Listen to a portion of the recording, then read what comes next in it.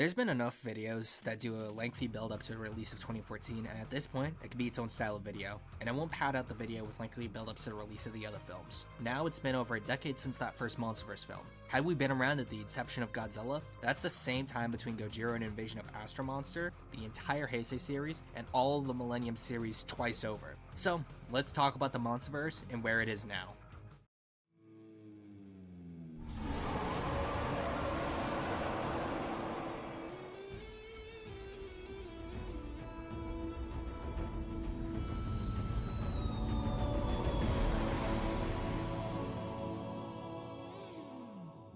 The Monsterverse and its version of Godzilla are essentially here to stay for the foreseeable future. As for me, I hadn't even learned to drive or could drink yet when 2014 came out. Now, I'm out of college, I'm planning my future prospects, and alcohol is the only love in my life that actually stuck around. Generally, life isn't as fun as it used to be with all the extra responsibilities, and my enjoyment of the Monsterverse has decreased with each subsequent film. Could it be that I'm just falling out of love with Godzilla as I've gotten older? I wouldn't say that, since we've gotten 2 live-action films, 3 anime movies, and a TV show that have held my interest in the franchise and done wonders for what I think the potential for Godzilla could be. When -1 was just being announced, I was happy since I enjoyed Shin Godzilla at the time, and during the time when we'd only gotten hints of what the story would be, and really was just the announcement of a new Big Lizard movie, I had also seen the leaks, and I was prepped to see what was probably going to be the worst Godzilla film at the time. The link to that stream covering those leaks is going to be in the top right corner. But my hope from day one of the announcement was that it'd be a film that took us back to the basics of the character, so no wacky Godzilla designs, no out there story, just a back to basics Godzilla movie, but just with a really good human story. And the success of -1 was vindicating. And the Oscar goes to Godzilla. So vindicating, in fact, that I saw that film 13 times, and my enjoyment of the film, seeing it with many different people, many of which had never seen a Godzilla film at the time, was wonderful and one of the best experiences I had of that year. And I can't thank Godzilla -1 enough for what it's done for the character, not only landing an Oscar, but all the same accolades that Shin Godzilla had. So at this point, 2 new Japanese Godzilla films were able to dominate their award ceremonies. Subsequently, I saw Godzilla x Kong the New Empire's trailer, and ambivalent was my first reaction. The pink wasn't what bothered me about Godzilla's design, though its wonky proportions are what immediately turned me off. I never had much love for monsters using actual weapons. Improvised ones are fine, but the idea of being able to craft and wield tools is something I haven't seen done too well in any kaiju media, with a few exceptions. So I was already on the fence when it came to Kong using an axe, or Kong's species using an axe, so Power Glove was another can of worms I had to wrestle with. But seeing armor on Toys for Monsters, that was something I found perfectly acceptable. Maybe it's because I'm just used to it due to so much non-film material ending up as part of toy lines over the years. And then there's things like Scar King. I thought he could have been an interesting villain, but ended up being the perfect example of a modern-day punching bag slop villain. And I watched people go from hating or being indifferent to the existence of Shima to defending every part of the design of the character only because it became part of the category of female monsters. And I jumped into the discourse across multiple platforms until I saw the film a grand total of 1 time in theaters, with any of my subsequent viewings being on streaming services. And outside of Godzilla 98, Godzilla x Kong the New Empire stands as the only other Godzilla film I can say I generally do not like. Granted, I would rather watch either film over other failed sequels, adaptations, and so on from other IPs. Even 98, despite how much I dislike 98.99% of its choices, have quirks of that era of cinema, marketing, and overall aesthetic, which is missing in a lot of modern films. But I guess that isn't fair to GXK, but what are my thoughts on the Monsterverse as it is? I mean, it's alright, overrated as fuck in my opinion. With several streams done with my ever-growing list of co-hosts, I've mentioned how the current trends of the Monsterverse are moving it in the direction of the Champion Festival-era Showa films. These are generally not viewed as favorably by general audiences and some Godzilla fans. This era of films were more solely aimed towards kids, but they felt sincere. What I mean by that is that when watching Toku of this era, even all the heavy hitters of the genre had this tone. Watching Godzilla vs. Megalon, for example, Gamera vs. Jiger, or even Ultraman Taro, are all tapping into the same collective idea of monsters as characters with distinct personalities and our main heroes fighting to save the world from evil. But they're all drawing from similar experiences, similar design philosophies, and a pool of talent that were influenced by the earlier creatives of the genre. But these creative choices are removed from their context if you're looking at the Monsterverse. Godzilla, while marketable, wasn't the global icon he is now, and there wasn't a massive plan from the first Godzilla till Terror of Mechagodzilla, and at this point Godzilla hadn't been revived and become more in line with his core roots with his reinventions. Godzilla X Kong, decades removed from these films, and a lot of the Monsterverse in general is made by people who grew up with these films, but seemingly don't understand this. What matters ultimately is just fun and general audience pull for money. Godzilla's new appearance? It's fun. Remember Godzilla 2000? He also had purple spines. Godzilla killing off 2 random monsters in a second? Well, he did that in his 50th anniversary film. Look how silly they allowed Godzilla to be on his 50th birthday, guys. Godzilla has always been silly, don't you know? I think it's one of the last really deep plots that Godzilla films had before diving into Showa-era silliness, and that's fine. And of course we have multiple fights in Godzilla vs. Mothra. One where a moth and a giant radioactive reptile fight, and another where her 2 offspring come back for revenge. It's great. You gotta be fucking kidding me. But if we look with what's come between the late Showa series and the Monsterverse, we have an era, particularly the Heisei series, that cemented the look for Godzilla with a greater focus on treating the monsters and their actions with some kind of gravity. And although the Heisei series chased profits later on into its lifespan, and so did the Millennium era, they all had this idea of treating Godzilla with importance, and so were the stories that he was involved in. The Monsterverse and its directors should know that these choices that are being made in their current era are similar to what has always happened to Godzilla when he's forced into retirement, going from a more serious storyline and then devolving into more goofy shenanigans until finally, when profits aren't enough to be justified, Godzilla gets put on ice and an era ends and a new one begins with a more focus on Godzilla being serious. But if we ignore the cynical nature of Godzilla devolving into silliness then coming back serious, the Monsterverse has issues with its universe internally. The older eras often suffered from continuity issues as well, but where we had Toho, who from the onset didn't have this idea of creating a cinematic universe like we know of today, it would get better with it in the Heisei series, and with the Millennium series, we had films that followed their own continuity and did so pretty well. The Monsterverse from the inception of the name was planned as a multimedia project, with the films, books, and games adding to this overall world, but there are many issues with it. To start, connecting sparse book and comic offerings shouldn't be hard, but instead we either have contradictions or retcons at every opportunity.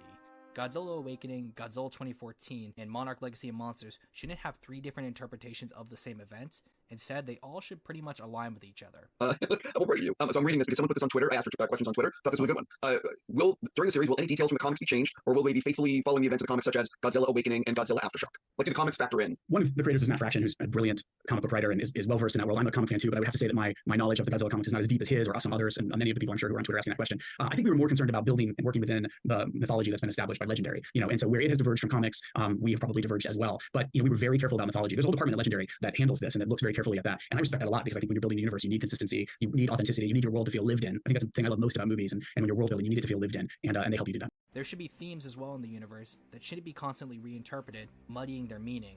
In new monsters, the things that we want to see shouldn't be forgotten outside of a key jangle in a new book or game for the hardcore fans who will inevitably buy everything, or get killed off to advance what is essentially a level grind in an RPG. The lack of reoccurring locations is also a problem. We aren't allowed to let these locations, which are fantastical and really cool to look at, feel lived in. Instead, they're basically new window dressing, so the science rooms don't feel too similar and that the audience doesn't lose interest in them. If this universe is filled with fans who love the old material and know what the fans want, with a mythology department where to help keep the world building intact, it shouldn't seem like the rest of the planet doesn't exist unless we see it on screen, and it ultimately feels like that. And when it comes to all these Monarch locations, they essentially all feel the same, just with a different color filter on it. Now, problems with the world building are one thing, but problems with the monsters is another thing entirely, but even worse. Godzilla, the so-called focal character of the Monsterverse for 2 films, was kind of always a bit player with little characterization.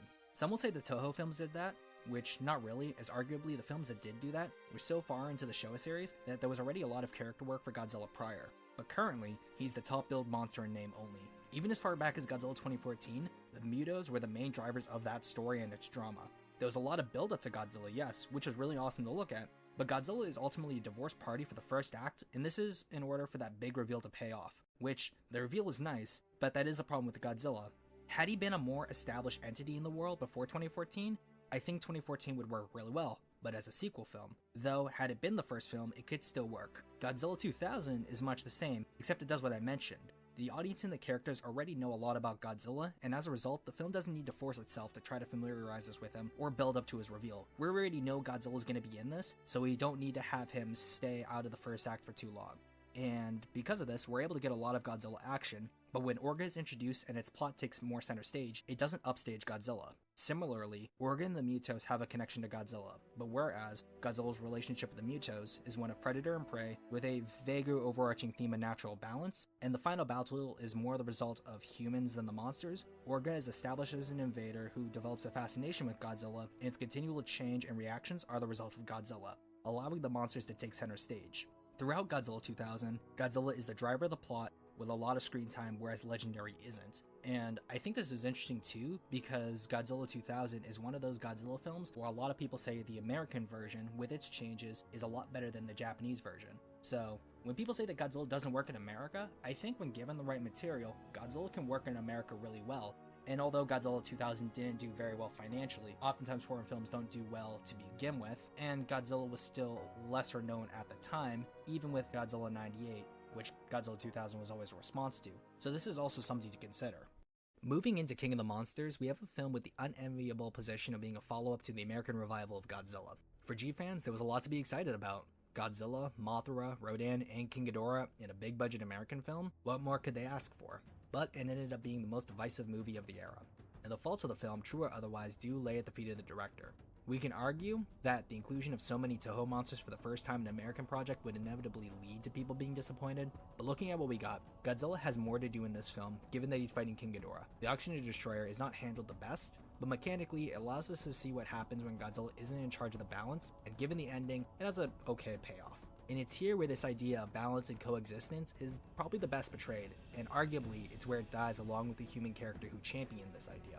I understand the criticism that Rodan and Mothra don't get as much to do in this film, but arguably they are more active participants than Godzilla was in his first film. And besides the Toho cast, the addition of new kaiju helped fill out the Legendary roster and gives us good groundwork for future films with new monsters that could be explored. But it's here where the future of the Monsterverse ultimately changes. The notable lack of success from King of the Monsters, and the previous success of Kong Skull Island being the highest grossing film in the Monsterverse at the time, is what leads us into Godzilla vs. Kong. Due to the notable success of Godzilla vs. Kong during COVID, combined with whatever black magic Wingard's beard was able to conjure, he was able to return to direct another Monsterverse film. As a result, the Wingard films are left as what can be considered the status quo for the Monsterverse, not only because they're the latest films in the era, but because of the fact you had one director working on two films, able to cement his vision on what this universe looks like. And what that universe is... I wouldn't say it's all that good. And with this new status quo, what does this mean for Godzilla? Well, essentially it means the same, but worse. The idea of coexistence with humans? Essentially gone. Avoiding fights with the military? Also gone. Calling monsters to rest or submit? Kind of gone. It's not really that good either. If Godzilla deems it necessary, he can and will kill you, and he'll kill a lot of humans for no other reason than a game that he's having with another monster. That ability to make these monsters submit or go to rest is written to be as malleable as possible, so that a writer can and will use a new Titan as fodder. As a result, new Titans are killed off, and we don't get to learn anything new about them. They aren't able to stay and be remembered as cool fan favorites because, ultimately, they are just warm bodies for Godzilla. And has that lore for Godzilla gotten any better? Not really, as we're essentially now on the third ancient rival, or two depending on how you treat the lore when it comes to the Godzilla vs. Kongs or Godzilla and Titans versus the Kongs, and the Hollow Earth as a concept is written to be seemingly as empty as possible so that they can pull essentially whatever they want from there, and I don't know, I guess this is what you're supposed to expect from the main character of your cinematic universe. And speaking of main characters, Kong. Kong got an origin film considered by many to be the best of the Monsterverse, and for its time was the highest grossing. He also has two comics that weren't directly retconned too hard, and the latter of the two, Kingdom Kong, having one of the better original Titans who actually didn't get killed off. Well, at least for now. He also has two films now further fleshing out his character and place in this universe, and on top of that, an animated show all his own, and soon will be the focus of the next season of Monarch. And we can't forget about the fact that he also has a video game, and a few tabletop games as well. Kong is doing very well for himself, even more so in universe, with essentially a dog with a power level similar to that of Godzilla, if not stronger, a son, and a society all his own. It's not hard for people to think that King Kong is being set up as the new main character of the Monsterverse, and for a fan, it's the best time to be a King Kong fan. To an extent, I understand why many people say it's weird that Kong is getting so much attention, since they probably came into this universe because they wanted Godzilla to see more of Godzilla. But even during the early Monsterverse, Kong was always treated better. While Godzilla 2014 had Godzilla as the secondary monster character, Kong Skull Island doesn't. We learn about Kong and the threat of the Skullcrawlers, of course, but Kong is the monster that has the focus where it concerns the main themes of the story. While Ragnarok is the final danger, it is the human's relationship with Kong that carries the film, and if you watch both of them, KSI is just a better written 2014 essentially. Godzilla and Kong do essentially the same thing, keeping an aggressive hostile species in check, and one of the humans has a direct connection to the monster, but in KSI's case, it's the monster that we actually care about. And in both films, it comes to a head with a final creature showdown at the end of the movie. The only difference is, there are more characters at the end of KSI actively in danger that we care about compared to 2014. Even though 2014 has a grander scale to it, being the fact that the whole world's in danger instead of a few characters, is actually the fact that we are focused on less people, and we actually care about their survival more, that impacts us more. And as a result, Kong is able to excel in that aspect. Due to the fact that he has a more personal relationship with humans, allows people to connect with him more, and as a result, that may be why the films that have Kong in them are usually the ones that do better, because we're able to see that interaction, and therefore we have better written characters as a result. And for Godzilla fans, it can suck and seem that Kong is getting all the best offering, which is why I don't advocate for less Kong, simply for Godzilla fans to ask for better. But besides the main monsters, what about the other Titans? Excluding the original Titans, who are really only relevant as punching bags at this point, Mothra is the closest we have to a reoccurring monster. She's essentially a wild card though, as there was a chance she wasn't even going to appear in GXK. But due to her popularity and her quasi-immortality, Mothra as a character is one that can be killed, brought back, or just brought back because the writers wanted her to. And the writers can keep doing this until they feel like the wells run dry, and since people know Mothra gets killed off a lot, they just kind of accept it. Any of the lore from the Kotm era is essentially gone, as her special connection to Godzilla really isn't as present as it used to be, and to some degree, she's actually more in line with how she usually is portrayed in the Toho films, only now she's a being worshipped by natives that she shares with Kong. In a way though, that is kind of fitting as Mothra and Kong have always paralleled each other, but it does make the universe seem a little bit smaller. Do I see her coming back in the next film? Really? It's kind of a toss-up, as she could skip a film it seems, and it all depends on whether the directors want to actually acknowledge that Mothra exists. Kind of like how they don't mention Rodan exists anymore since they don't want to spend the money to get him back.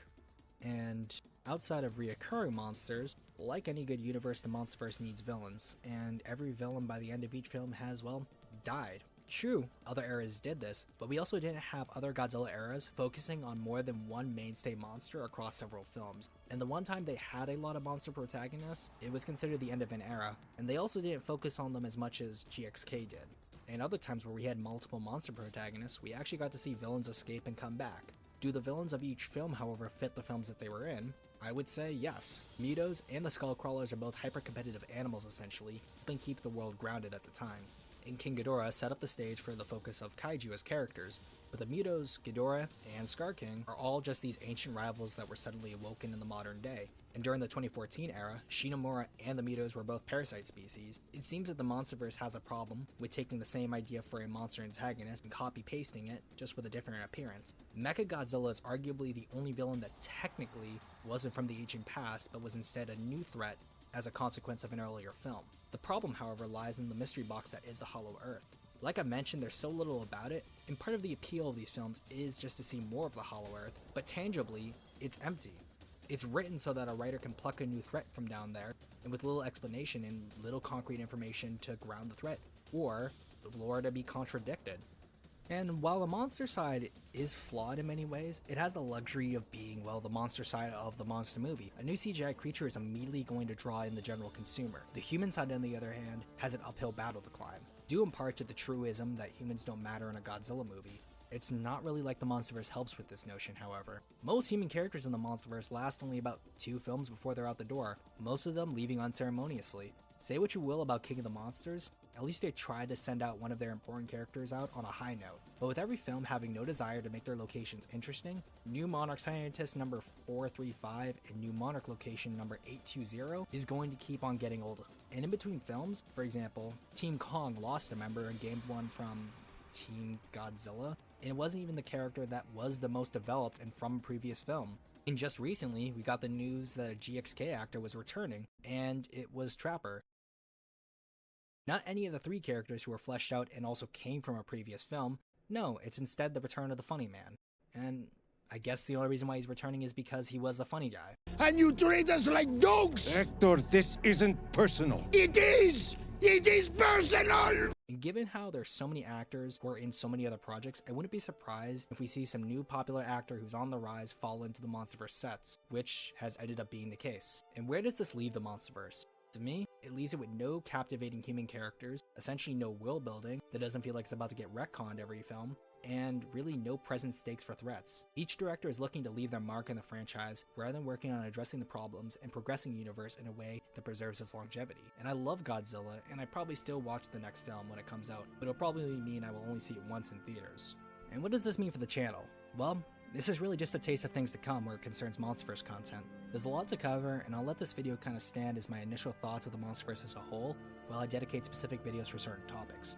There's a lot of wasted potential that I want to analyze, and if nothing else, it will serve as a testament to what could be considered the era of Godzilla I grew up with. Stay tuned for more, and this is Simzilla, and I'll see you guys next time.